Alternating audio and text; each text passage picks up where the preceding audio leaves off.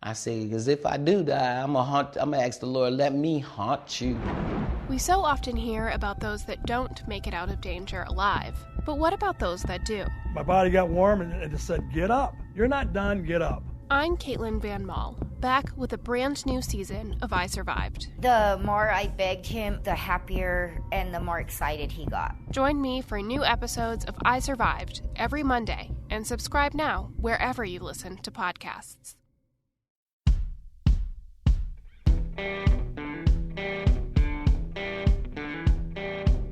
I'm Brett. And I'm Alice. And we are the prosecutors.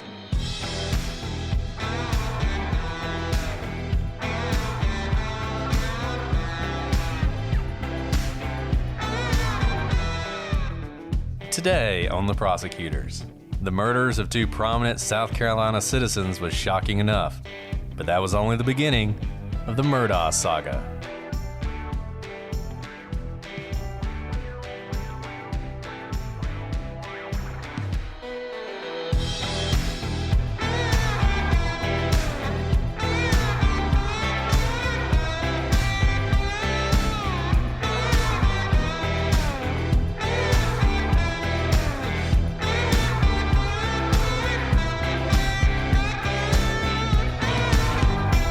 Hello, everybody, and welcome to this episode of The Prosecutors. I'm Brett, and I'm joined, as always, by my confused co-host, Ellis. Brett, I am loving that you are now weaving in these puns from the episode into the introduction. Because seriously, how do you say Alec Murdaugh's name? Look, this case is a case that has fascinated many people, and it is a great mystery, and there are so many mysteries wrapped up into this case, but there is no mystery greater than what this man's name is. And I don't want to have any emails from people telling us we're mispronouncing it, because I have heard Alec, Alex, Alec, Murdaugh, Murdoch, Murdoch, Murdoch. Murder. So, I watched the HBO documentary, which is only 3 episodes, and it's riveting, right? It's like, and then this person's dead, and this person's dead, and this person's dead, and there's so much money missing. And then all I could think about was like, what is his name? I know, I couldn't get past it, and I can't get past it. And if you've watched the trial, by the time you hear this, the trial may or may not be over. If you've watched the trial, and I realize we're just diving right into this, but I think you guys know what we're talking about. It's crazy because every single person pronounces it a different way. Including his own attorney. That's the funny part. I know. That's the crazy part. When he stood up, I thought to myself, finally, I'm going to know how to pronounce this man's name. And I kid you not, Harpootlian, Pooty Poot, he introduces himself and he says, I represent Mr. Murdaugh, Mr. Murdoch, however you pronounce it. And I'm like, what? I mean, maybe he was trying to humanize himself, but like, what the heck? That is like the worst thing to say about your client when you don't know how to say his name. I don't know that Alec Murdaugh knows how to pronounce his name. So we're going to do our best. We're going to be all over the place. I mean, as someone from Alabama, it's a little hypocritical for me to criticize anybody for the way they pronounce things, as longtime listeners of this show know. But the good thing about this is we can't get it wrong. Nobody can email us and be like, that's true. You pronounced that wrong. That is true. Murdoch, not Murdoch. So sometimes it'll be Murdaugh, sometimes. I like Murdaugh personally. Murdaugh. I like Murdaugh. I mean, a lot of people have texted me this throughout the trial. It's like, it's just too good that his name sounds like murder, you know? So Murdaugh kind of sounds like murder. Murdaugh. Yeah, there you go. And this has just been a wild ride. I mean, it was a wild ride as it was unraveling in the news. And now that it's in trial, every day is a quote unquote bombshell moment. We're going to try to unravel some of that for you. But this is stranger than fiction. It was literally made for TV or made for a movie screen, everything that is happening. And we are just seeing the unraveling of one of the legal / prominent family dynasties in South Carolina. And this is like basically as reality TV as you get. And it's quickly become one of my favorite cases. And don't email us complaining about how excited we are to talk about this case. I get it. It's tragic. There's a lot of tragedy in this case. But it is also just from a perspective of the law and true crime and mystery and trials. This is an amazing case. It's one of the most amazing cases to come around in a while, and there are so many different angles to it. And we're going to spend a few weeks doing this. People have been asking us to cover this for forever, and what I always told them was, let's let the trial get going. I mean, I know there's a lot of interest, and I'm sure we get a lot of downloads, but let's let the trial get going so we can sort of do it with the trial. Well, at the time we're recording this, I think we're in the 3rd week. So we let it go a little bit because hopefully by the time you start hearing these episodes, the trial will either be over or close to over. So as you're learning the ultimate verdict, you also have a better understanding of how we got there. And we will continue to cover this case through the end of the trial. And as I said, by the time we reach the final episode in our coverage, I would be very surprised if the trial is not over. At least this trial, you never know. Could be a hung jury. Maybe we get to do this again. But there are so many interesting things to talk about. On the off chance that you are one of our fans in Romania, of which we have some. We love you. Want to come see you. And you have no idea what we're talking about. We will give you the backstory on this fascinating case. And I think you will agree with us that this is truly, will be forever, one of the great cases in true crime. As Alice said, this takes place in South Carolina, and not just any part of South Carolina, the Low Country, which is the southern part of South Carolina, along the coast of the Atlantic Ocean and along the border with Georgia. It's a place, good food and long history, but it's also the kind of place that some people who've been around for forever have ran the place for forever. There's a lot of poverty there. And so if you're one of the people who is either lucky enough or talented enough or corrupt enough to amass wealth, you will also be incredibly powerful. I have a lot of thoughts on this, by the way. A lot of thoughts on sort of the power dynamics in small southern counties, primarily because I came from one. But I promise you I'm going to save those till the end. We'll cover the case first, and then you can listen to me pontificate if you want to. Well, the Murdaughs were... We promise to do that every single time. This podcast is this series is going to take forever. Yes, just because we have to say the names multiple times. So those people whose last name starts with an M, they were the kind of people that control a small town. They had dominated Hampton County both politically and monetarily for a century at least. They had a successful law firm with millions of dollars in recoveries, and their family roots ran deep in the community. For 100 years, they ran this place.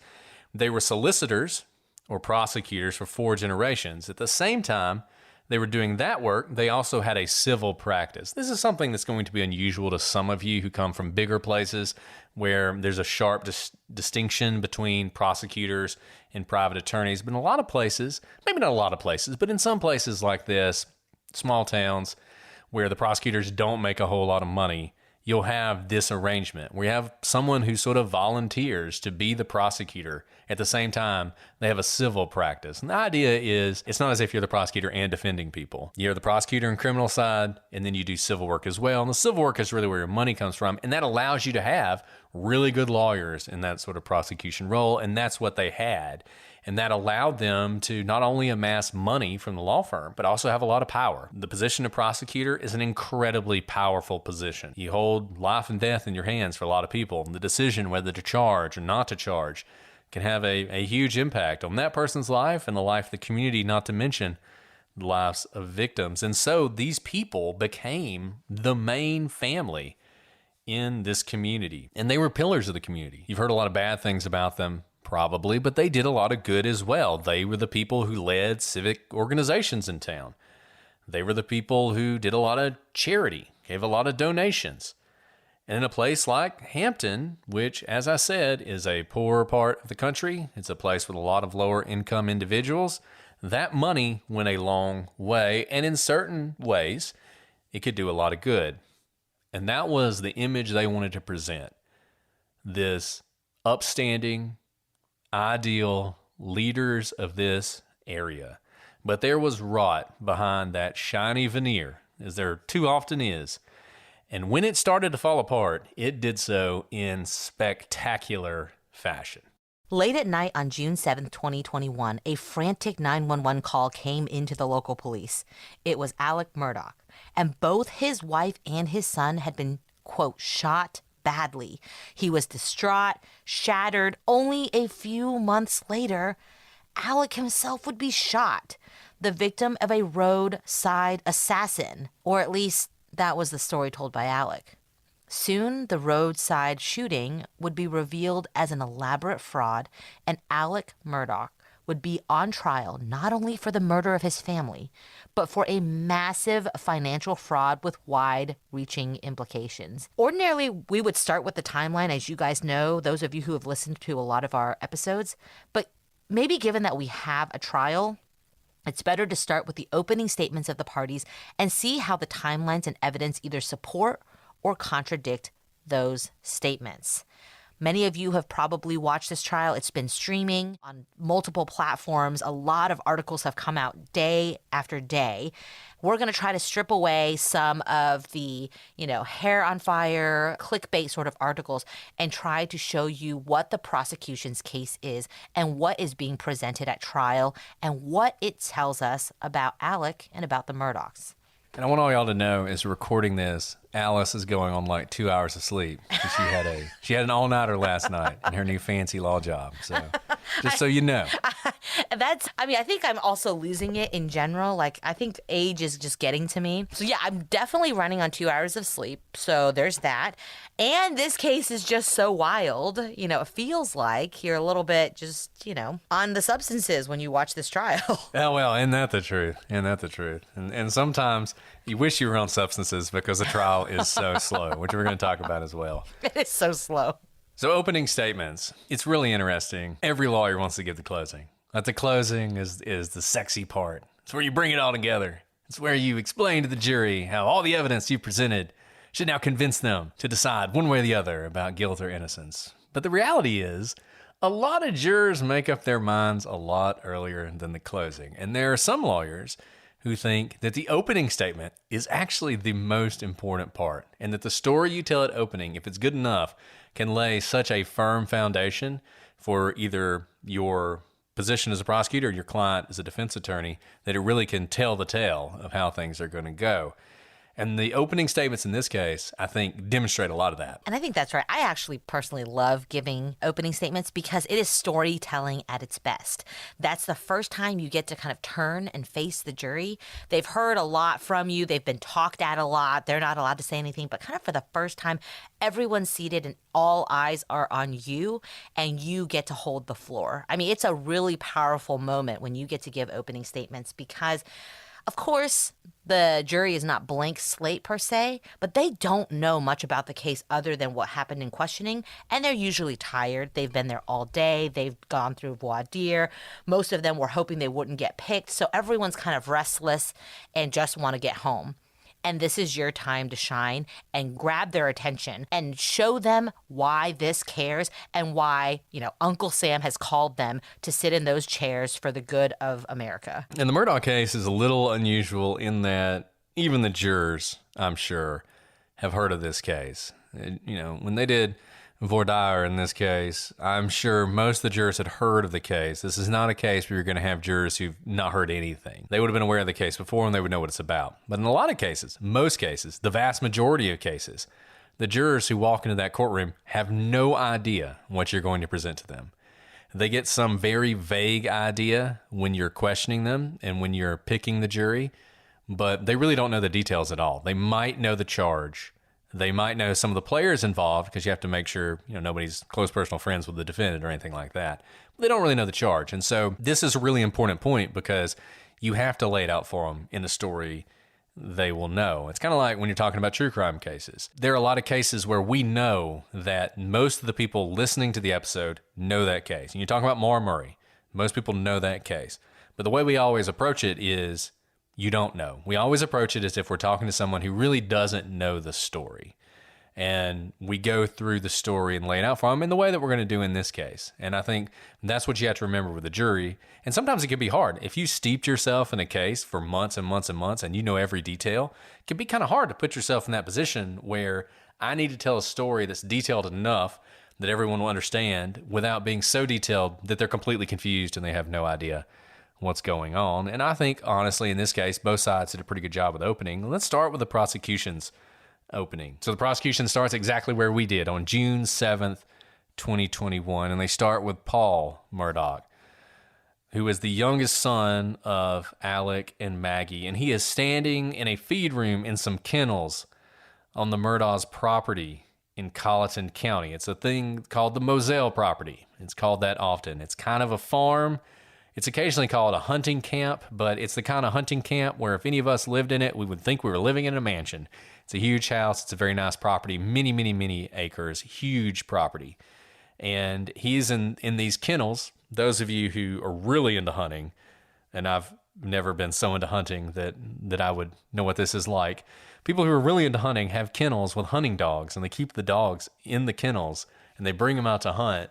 And, they're not the kind of dogs that stay in your house and sleep in your bed.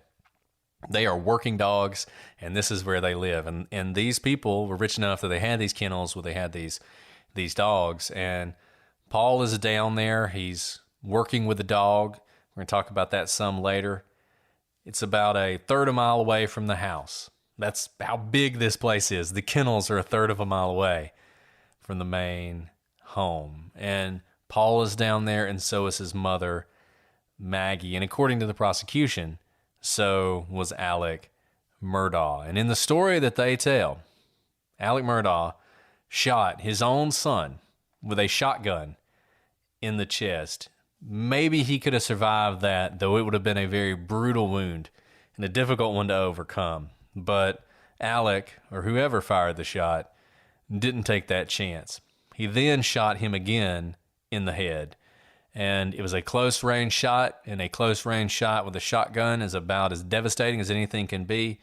And as the prosecution described it, it actually blew his brain out through the back of his head. If that wasn't enough, he then picked up an AR-15 rifle called a Blackout. We'll talk more about what that means later. And shot his wife, who was also there, in the leg and the abdomen, and then in the chest, which knocked her to the ground. At that point, he shot her 2 more times in the head, execution style, killing her. Neither Paul nor Maggie had defensive wounds, indicating they didn't see this threat coming from their attacker, even though the shots came at close range. They thought they were with someone they could trust. Now, Alec Murdaugh, for his part, said it couldn't have been him. He was never at the kennels. But the facts that we're going to see say differently, including Paul's own cell phone. And it shows that Alec wasn't only there at the kennels, but he was there mere minutes before Paul's cell phone and Maggie's cell phones went silent forever. This, the prosecution said, was murder with malice aforethought. It was evil intent with premeditation, which is what it takes to have first-degree murder. Now, the Murdaughs owned a lot of guns. The trial is going to show that. And if you watched the trial, you saw a lot of guns. Thousands and thousands of dollars worth of guns. And this included several custom-built AR-15 Blackout rifles. And that included one that Paul was known to fire in the backyard. We've talked about this before. This is shocking to some of you that people just shoot off their guns in the backyard. But once again, when you own a property that's so large that your dog kennels are a third of the mile away from the house, you got plenty of room to shoot. And that was something they did there. They would shoot their guns into the backyard. They would do target practice. They would do some hunting on this property. Paul would often shoot this AR-15 in the backyard. And when the police went to the property, they not only looked for the casings at the scene of the murder, they looked for casings that had been ejected from firearms weeks prior to the murder, and they found some. They found some for AR-15 Blackout rifles. And when they took those cases and they matched them to the casings found at the crime scene, wouldn't you know, they came from the same firearm. And that led the prosecution to say this wasn't a weapon that someone brought onto the property and then used it to kill these people, to assassinate this family. This was a family weapon, a weapon that the family knew was the weapon that had killed Maggie.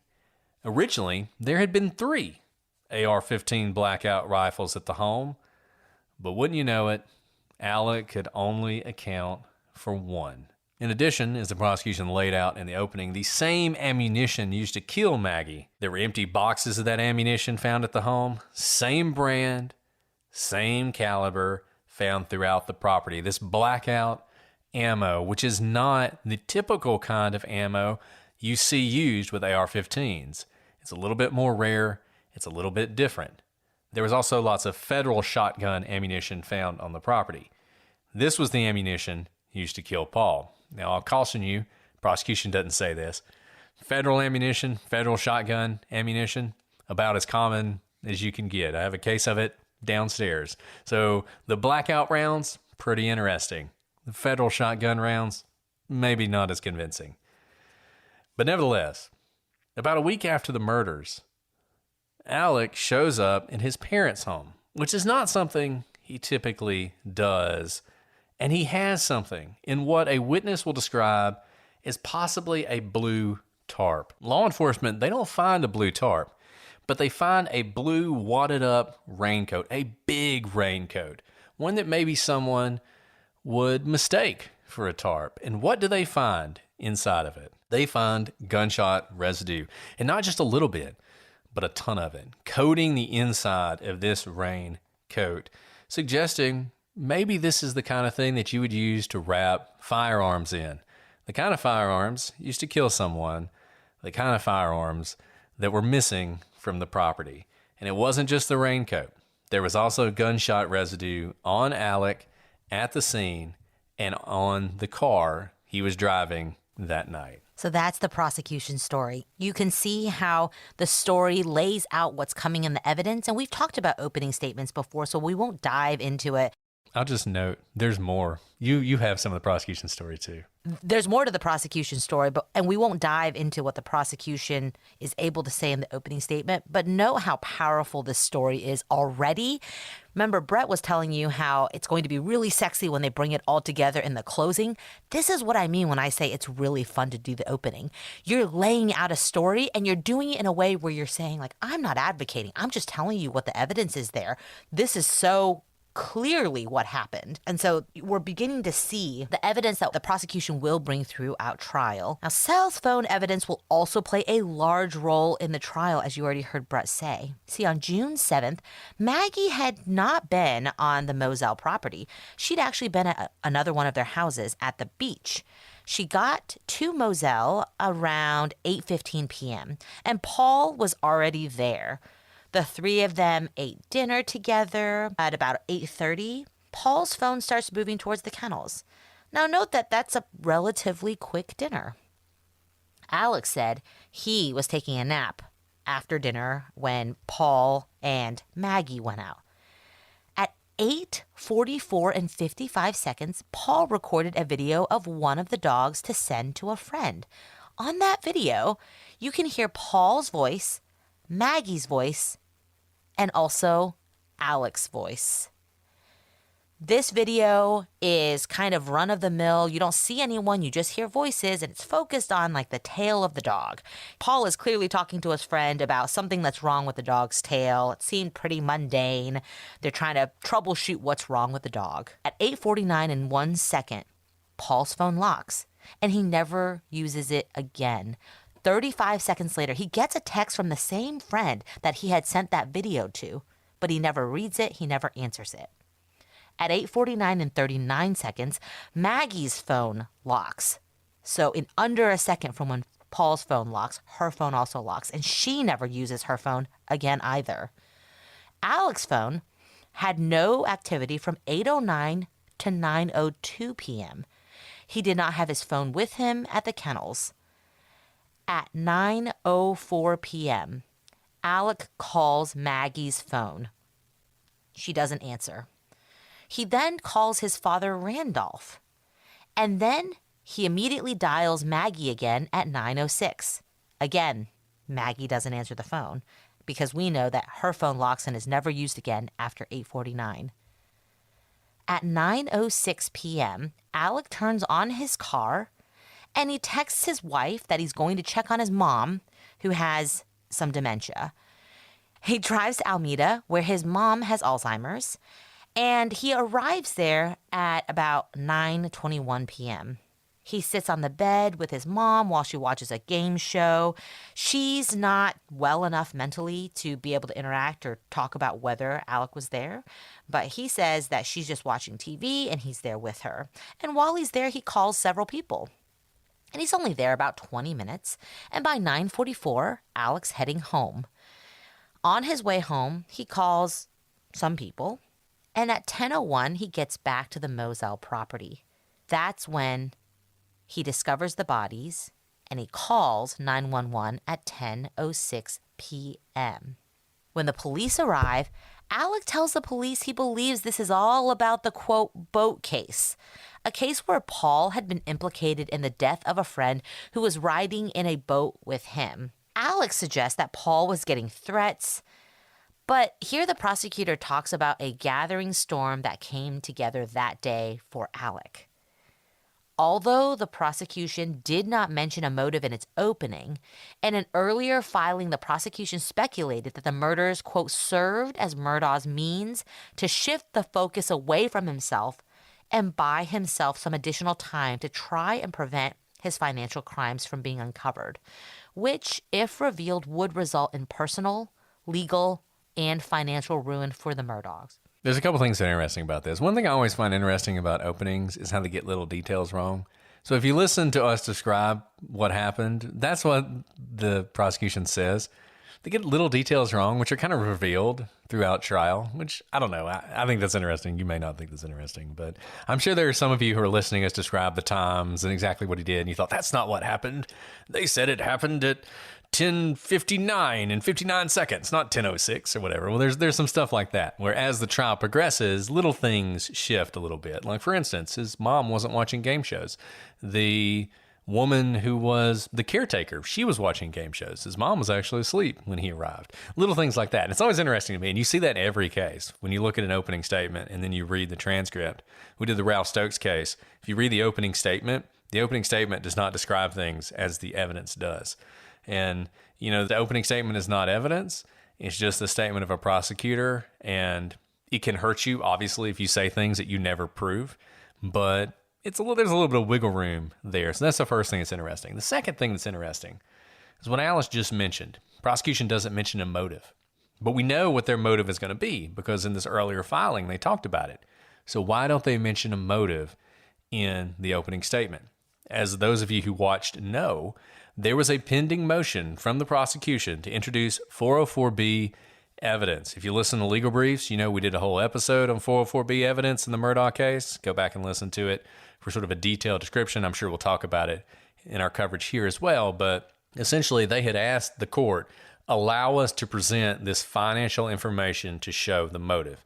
And the court had said, let me see how the evidence comes in, and then I'll give you a ruling. Well, the problem with that for the prosecution, from their point of view, they cannot then mention it. They can't mention it in the opening. If they mention it in the opening and the judge decides not to let it in, I mean, that's like mistrial material right there. So they have to leave it out. So that is a hole in their opening statement, but it's one they can't help. Until the judge says, yes, financial motive can come in, they can't talk about it. So if you're watching the opening and you're like, why didn't they mention the motive? That's the reason. They are hamstrung to a certain extent by the judge's rulings. The Prosecutors is brought to you by Progressive Insurance. Most of you listening right now are probably multitasking. Yep, while you're listening to us, you're probably also driving, cleaning, exercising, or maybe even grocery shopping. But if you're not in some kind of moving vehicle, there's something else you can be doing right now. Getting an auto quote from Progressive Insurance. It's easy, and you could save money by doing it right from your phone. Drivers who save by switching to Progressive save nearly $700 on average.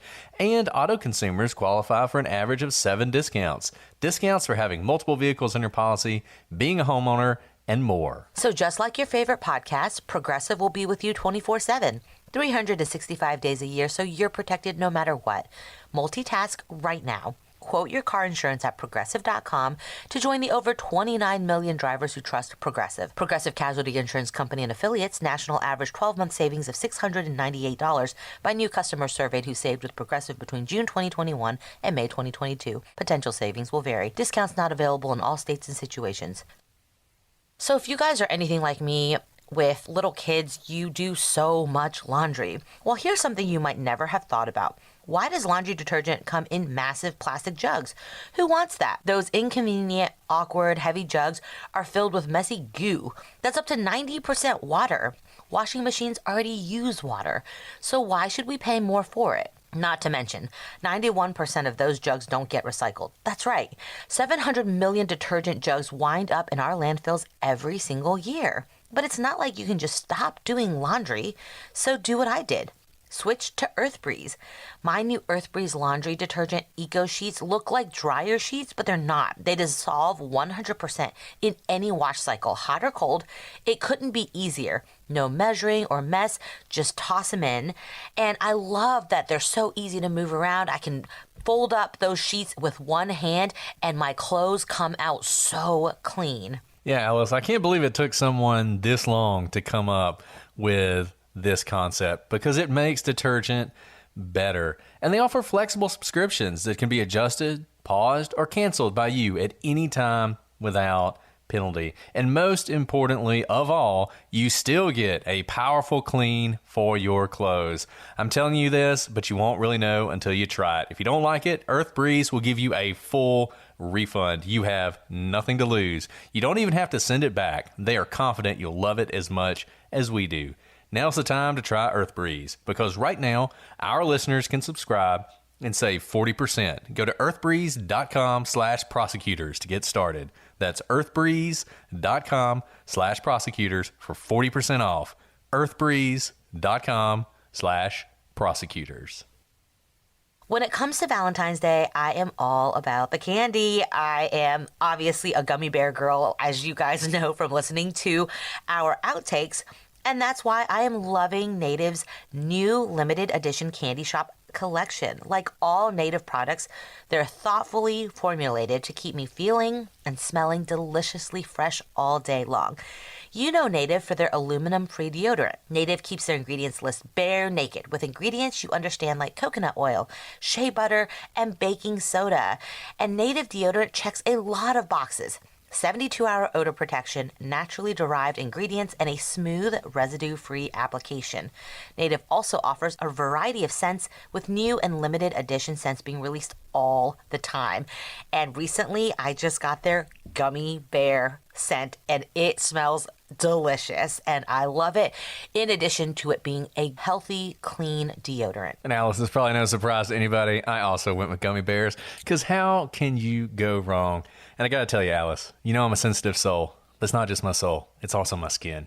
And so I really like having a deodorant that is all natural and doesn't have a bunch of chemicals that are going to be harsh on my skin. And that's why I love Native, and you are going to love it too. Now is the time to make the switch from an antiperspirant to Native. When you visit their site, you can discover all their fresh scents and maybe even try out one of their body washes while you're at it. Right now, go to nativedeo.com/prosecutors or use promo code prosecutors at checkout to get a sweet 20% off your first order. That's nativedeo.com/prosecutors or use promo code prosecutors at checkout for 20% off your first order.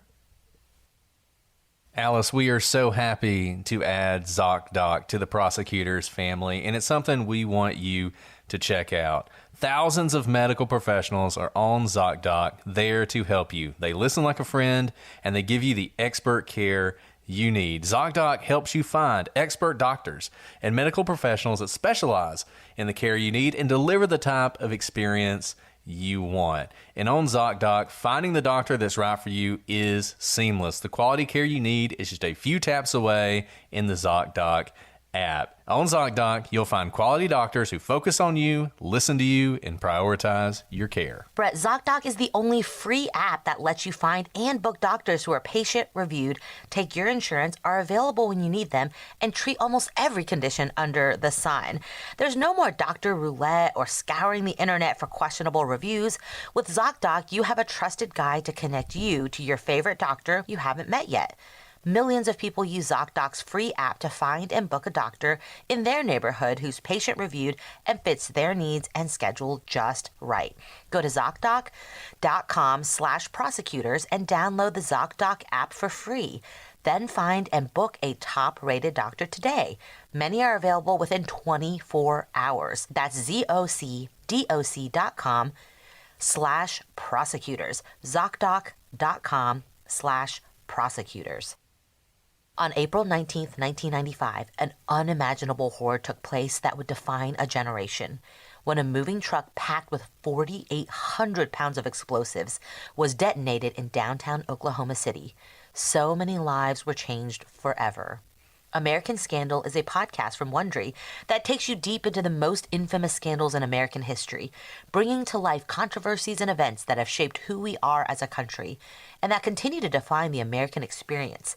The newest season of American Scandal covers an act of terror unlike the country has ever seen, the Oklahoma City bombing. At first, both the American public and law enforcement believed international terrorists were behind the attack, but the evidence led investigators toward an unexpected and chilling conclusion.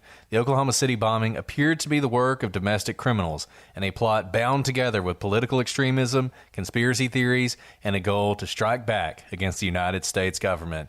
I remember the Oklahoma City bombing well. It was a defining experience in my life, and I love listening to this behind-the-scenes story of this tragic event. So follow American Scandal wherever you get your podcast. You can listen ad-free on the Amazon Music or Wondery app. That's American Scandal.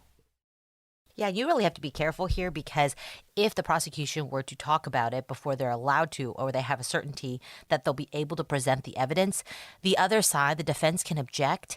And while it's not great etiquette to object, it's absolutely your right to object, and it happens to object in the opening or closing. But you can see why you don't want to be objected to. It absolutely breaks the flow. It gives the defense a voice in the prosecution's story, and it breaks up kind of the attention that you have garnered from the jury. And so you want to make sure, because obviously you can get in trouble with the judge, it makes you look like you don't know what you're doing, and this is your first impression with the jury, and you just don't want to give any reason for the defense or the other side to be able to object to what you're saying. Yeah, it's one of those things that's really important and can be really difficult. And if you're not steeped in the case, or maybe don't understand all the details, you can wonder why you have circumstances like that. So that's the prosecution story. The defense is also going to have their story. And one of the things that's always interesting about trials is we think of trials in a lot of ways like we think about election results. It's 10 o'clock on election night and you're watching the results come in and one guy goes up and maybe you're excited about that, or maybe you're sad. It's almost like you're watching it like a sporting event. But then the other person comes back and like, yeah, they're coming back. And then the other person pulls ahead. And in reality, it's already all been decided. The votes are just being counted. They've all been cast. If you've had perfect knowledge, you would already know who won. So there is no coming back and getting ahead and all this other stuff.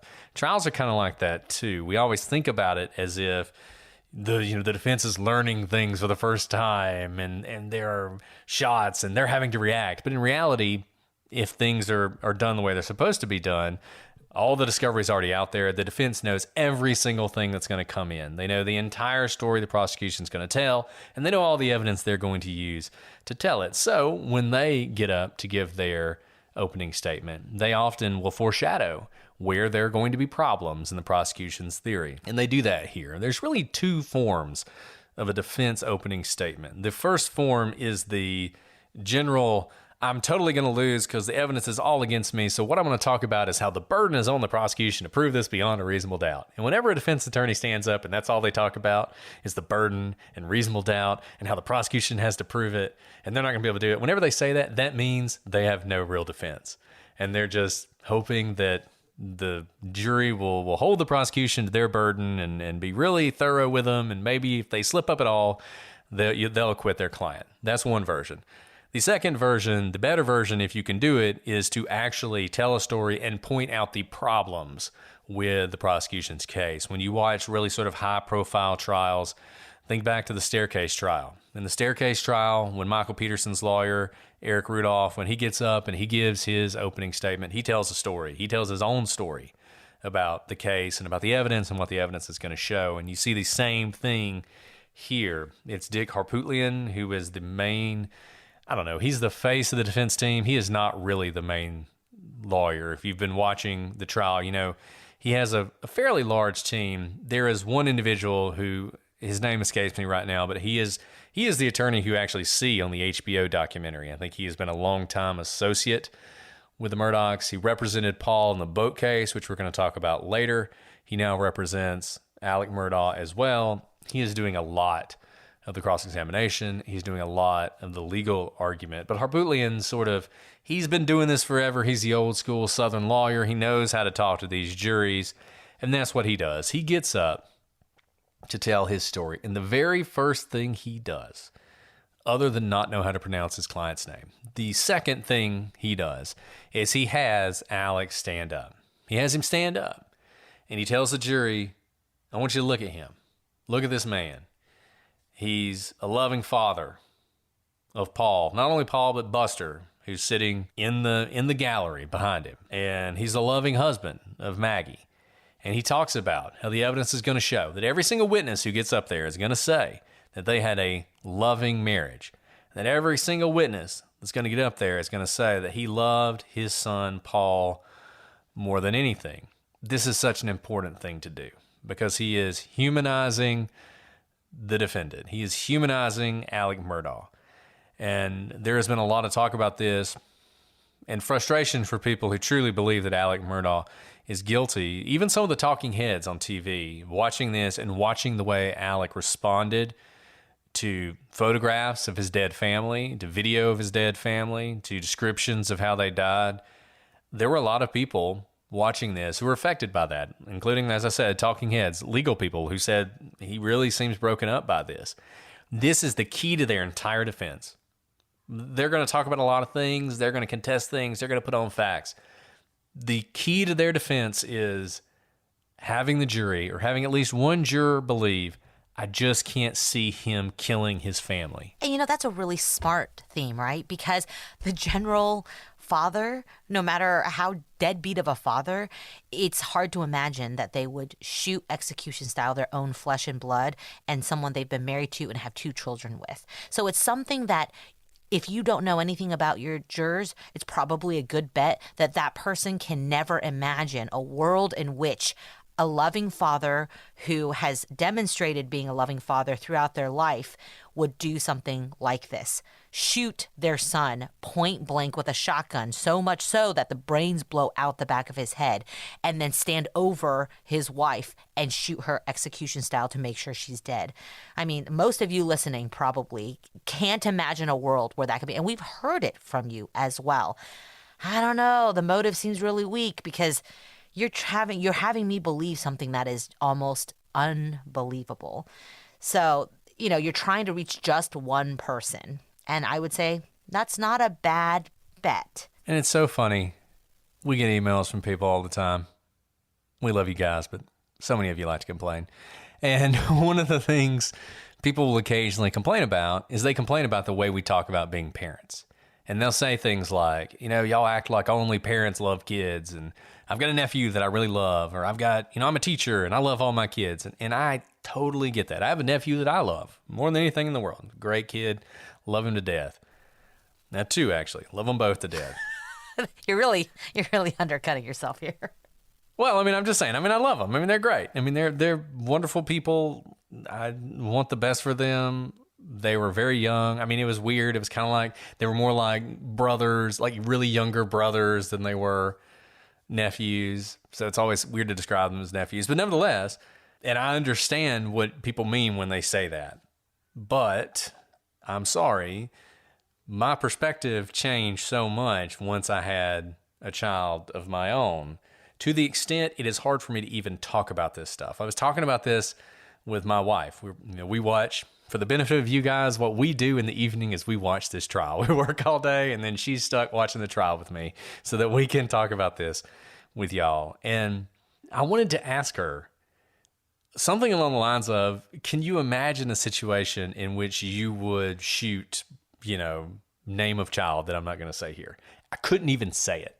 I couldn't even put that idea into words. Just the notion of doing something like that. I could not get it out of my mouth, much less imagine doing it, much less ever do it.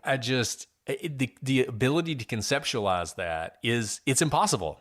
It is impossible for anyone out there to imagine doing this. You cannot put yourselves in the shoes of a man who would kill his son and his wife. You just can't do it. You cannot do it unless maybe you're somebody who could do that. It's really hard. And that is a powerful tool for the defense. Huge tool for the defense. And a massive advantage because everybody on that jury is thinking, man, I don't know. I know it's beyond a reasonable doubt. I need more than that. That's what they're thinking. Even if they don't say it, in the back of their mind, they're thinking, I need a lot for you to convince me that man took a shotgun and blew his own son's brains out. And the defense basically says that. I mean, they go into details about how vicious. They don't shy away from this at all. They talk about how vicious this murder was, how terrible it was. At one point, Harpootlian describes Paul's head as being like a watermelon hit by a sledgehammer. I mean, that is a brutal visual. And that's the defense attorney describing the victim. Ordinarily, you would never do that. Because the last thing you want is for the jury to feel sympathy for the victim when your client's on trial for murdering them. But in this case, that's exactly what you want. Because you have to believe that he would do that to his own son.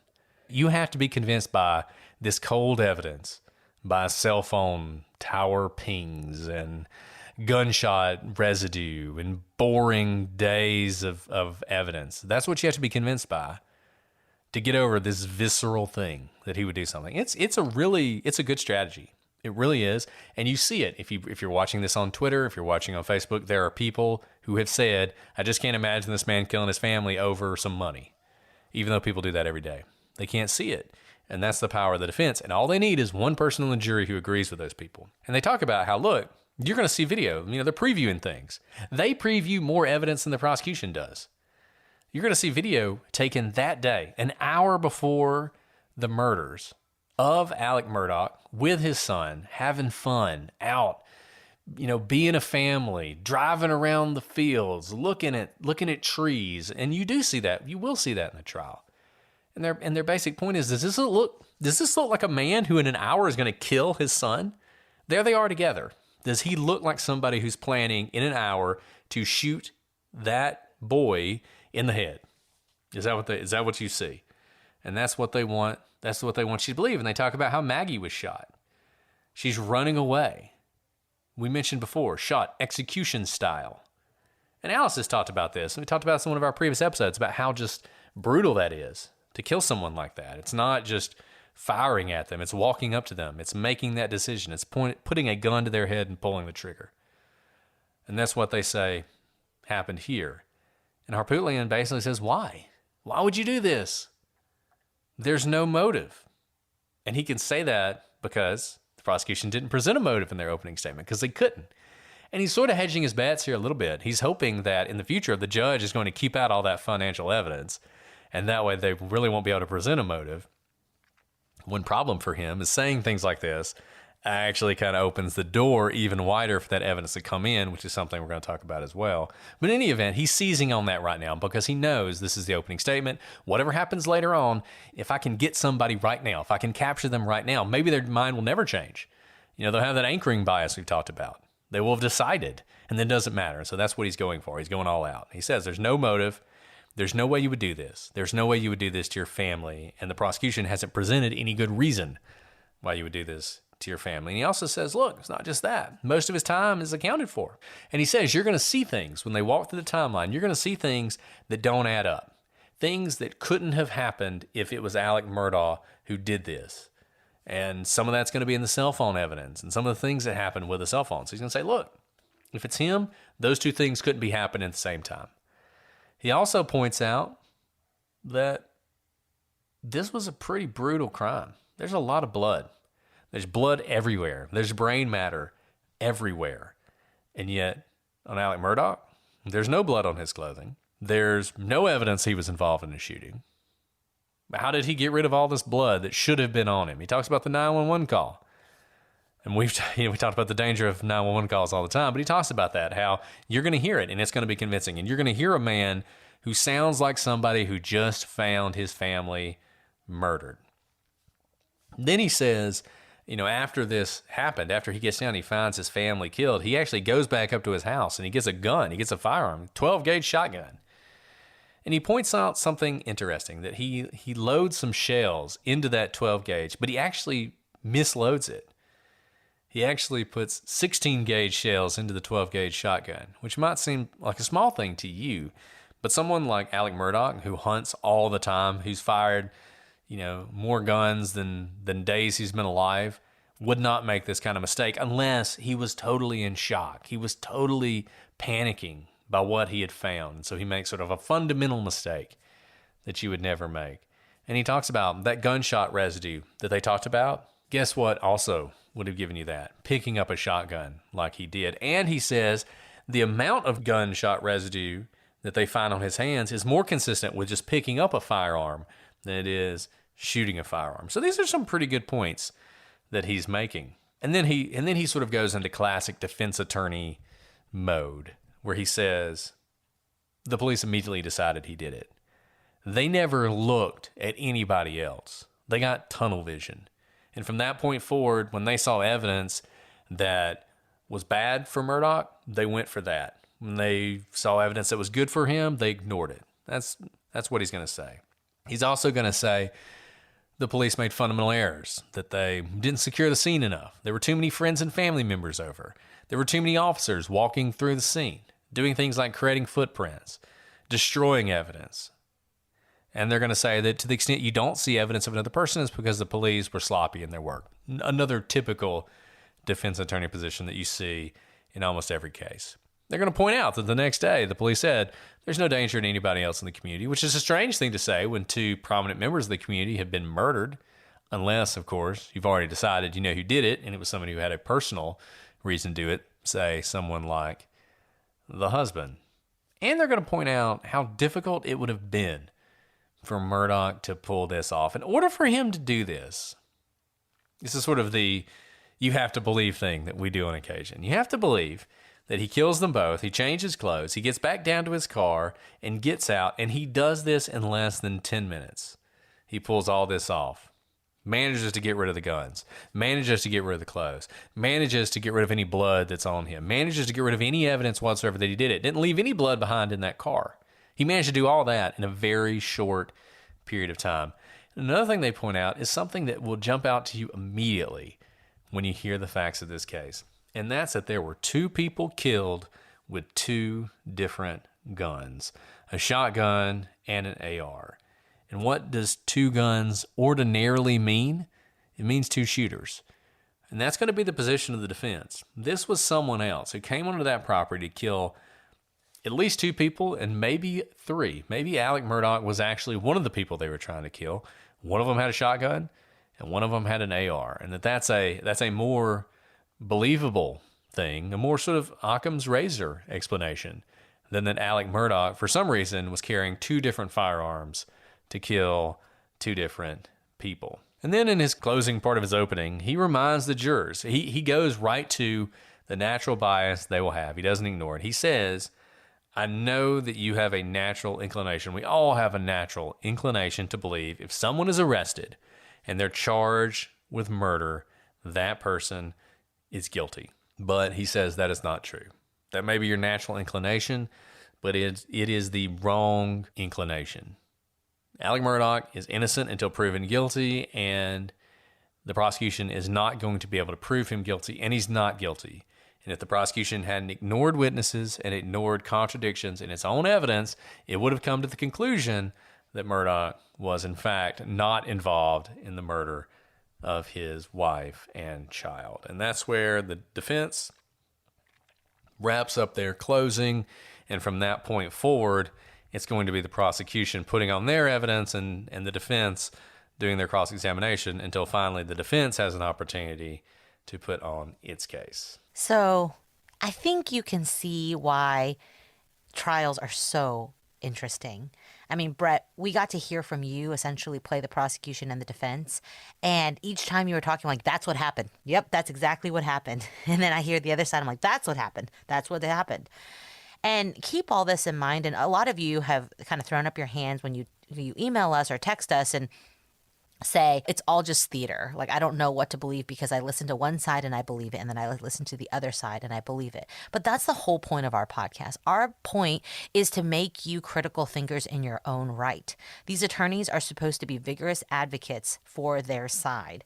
But there is truth, and there are shades of the truth, and there are pieces of evidence that are true but may not matter, right? And your job is to kind of figure out what matters and what could have happened, and to keep in mind what reasonable doubt actually means. And so this is a classic example of why you have vigorous advocates for both sides. There are things to point out, and there is no slam dunk case, quote unquote. You know, they always say, if you're guilty of sin, you go to trial. And that's because that is your opportunity. You have 12 people who don't get to talk to each other and who don't talk to you. And you just have to pick off one if you're the defendant in order not to be convicted. And there's a lot there. Your job as the defense is to give that one person something to hang their hat on. Yeah, I mean, this is all going to be very interesting as we see the trial unfold. And it's funny. Right. Who knows, this trial, moving as slow as it is, may still be ongoing. But, and let me say about that, about the speed of the trial. It is pretty apparent to me that the defense has taken the position of, if you want to bring something into evidence, you're going to have to lay the foundation. You're going to have to bring in the custodian of records. We're not agreeing to anything, which is one way you can do it if you're the defense. And so, for instance, at one point, they want to put in a Snapchat video, and they literally have to fly someone in from Snapchat to say, this is a video from Snapchat. And then that person gets off the stand and then flies back to San Francisco or whatever. And in a lot of cases, you would make an agreement of, this is obviously a Snapchat video. We're going to stipulate to that fact so that it's admissible. You don't have to bring in the custodian of records. There are a lot of rules that can make trials very long and very boring that you can agree to not enforce. I mean, basically, you can waive anything if you're the defendant. And a lot of times you'll do that because while it can be beneficial to various sides to have a case run long, most sort of agree that annoying the jury is not a great thing to do. But you see cases where this happens, and the defense's position, I think, is the longer this takes, the more likely the jury will forget key pieces of evidence in the prosecution. So we're going to make you prove everything to the nth degree. And that's one of the reasons it's moving so slow. They are having to introduce all this evidence. They're having to lay foundation for all this evidence. So don't blame the prosecution necessarily that, it feels like sometimes we have a whole day of trial and we don't actually learn anything because it's all the guy. Now, we want to know the location evidence from the car, but for some reason we have to listen to an hour of testimony from the guy who went into the car and took out the box that had the location information and put it in this bag and then wrote his initials on the bag and then shipped the bag to this person, and then this person received it and they opened the bag, and you're like, I just want to know what it says. But that's trial. You have to authenticate this evidence. You have to prove it's what you say it is. So that's some of what you're seeing. And, that's a great tactic, too, to make the prosecution have to go through all of the rules to lay foundation properly.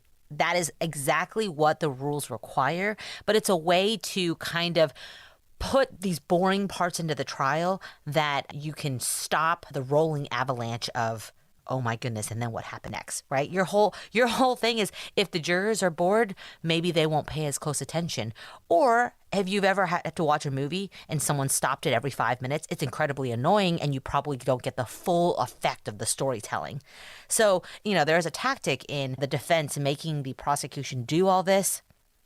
For the most part, you'll see a lot more stipulations in trials just because no one wants to spend weeks or months of their lives living out of a hotel room, and it's incredibly expensive for the client to do as much.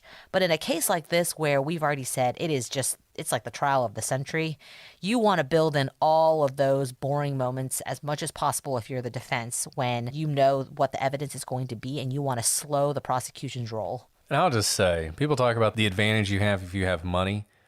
Obviously, one of those advantages is you can hire really expensive lawyers. But really expensive lawyers are not necessarily better. But a huge advantage is being able to pay those lawyers for as long as you need to pay them. Because, as Alice said, stopping that avalanche of evidence, being willing to pay someone to do that is a huge advantage. We talked about Ralph Stokes, and when we talked about his trial, we talked about how it was just like one hit after another from the prosecution. I mean, they're just pounding him. You know, they're putting witness after witness after witness on the stand, and they're just killing him. And it's just building this massive avalanche of evidence, just washing him away. You don't get that in this trial. It seems like every day there's one, maybe two important witnesses. And those witnesses, because of all the foundation laying, even in their testimony, it's only a few things they say that are actually important. So that momentum of the just hit after hit after hit, you don't see that as much in this trial, and it's much more spread out. And I think Alice is 100% right. I think this is a tactic, and I think it's been pretty successful. I think people have criticized the prosecution and have felt like the prosecution is not doing a good job, and some of it is completely beyond the prosecution's control. I think they are doing the best they can given the strictures that they are under and the tactics that are being used by the defense. That's partly why this trial is taking so long. And eventually they will get through all the foundation, and then there will be hit after hit after hit as we get closer to the end of trial. But you're also balancing just how annoyed the jurors are at that point. Generally, just as a totally general matter, jurors blame the prosecution for the length of the trial. That's just because the case is brought by the prosecution. I don't think it's necessarily, incorrect for them to hold the prosecution to that standard, but that's part of the tactic too, is that eventually all of these boring witnesses are going to be done, and you're going to have the hit after hit after hit.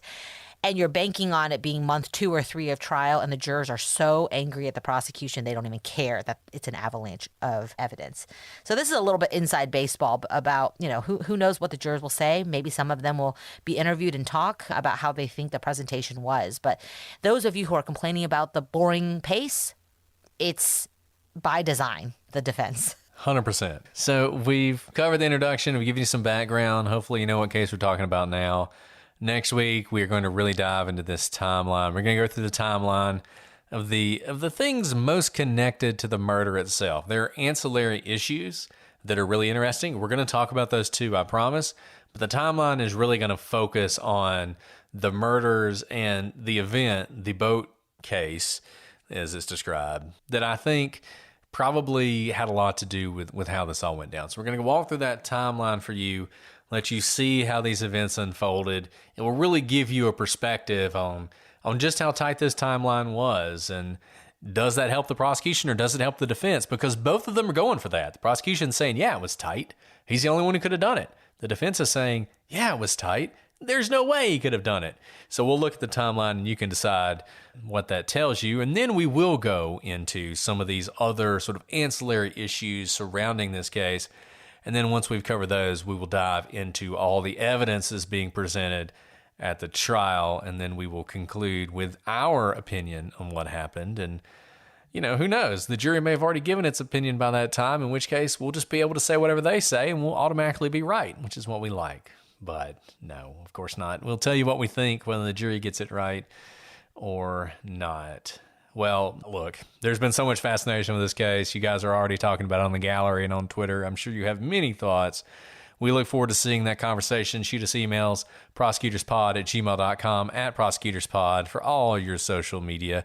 Hello to those of you watching on YouTube and to those of you listening early and ad-free on Patreon. Thank you so much. We really enjoyed talking about this with you guys live on a Legal Briefs episode when we talked about the 404B evidence in this case, and we hope that you're enjoying this in-depth coverage as well. Well, Alice, is there anything else you want to add before we sign off for tonight and you go to a well-deserved restful sleep? I was going to say, I better stop talking because I'm just rolling over my words. But I'm so excited we're doing this. We have been following the trial in real time, and getting to talk about it in close to real time with you guys is one of my favorite things to do. So thanks for joining for the ride. And as you guys always do, let us know what you think. Well, that's all we have for tonight, but we'll be talking about this case, I have a feeling, for several more weeks. And we'll be back next week with more on the Murdaugh trial. But until then, I'm Brett. And I'm Alice. And we are the prosecutors.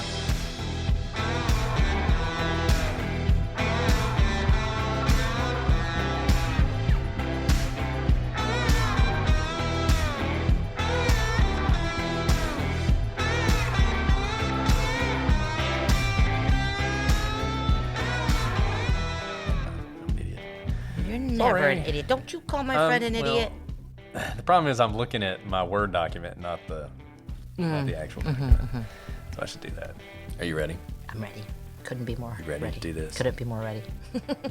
There you go. Okay, here we go. The murders. Oh wait, I forgot the first part. I'm sorry. Okay. I almost just laughed out loud at all the pronunciations. Oh no. Oh my God. gotta I get almost through just that. died.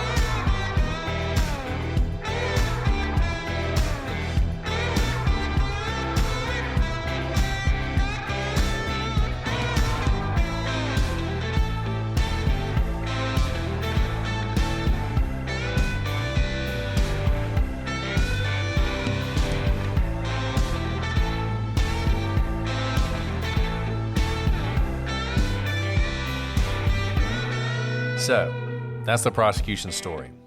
And as we've always said, just because the prosecution... Let me back up. Start that over. Sorry, I'm starting to sound like Alice. Yeah, I was going to say, it's catching.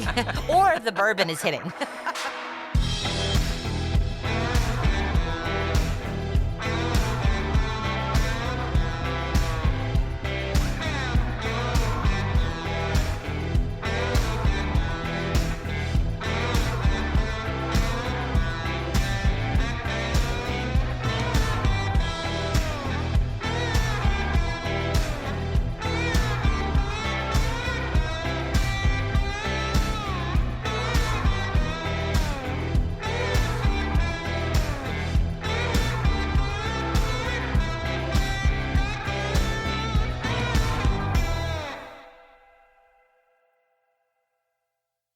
All month long on PlutoTV, stream the biggest Tyler Perry movies free. Watch your favorites like Medea's Witness Protection and Medea's Big Happy Family. Join Tyler Perry as he goes on a couples retreat with Sharon Leal in Why Did I Get Married? Or Idris Elba and Gabrielle Union in the Tyler Perry directed film Daddy's Little Girls. Plus, PlutoTV has hundreds of channels with thousands more movies and TV shows. Available on live and on demand. Download the free PlutoTV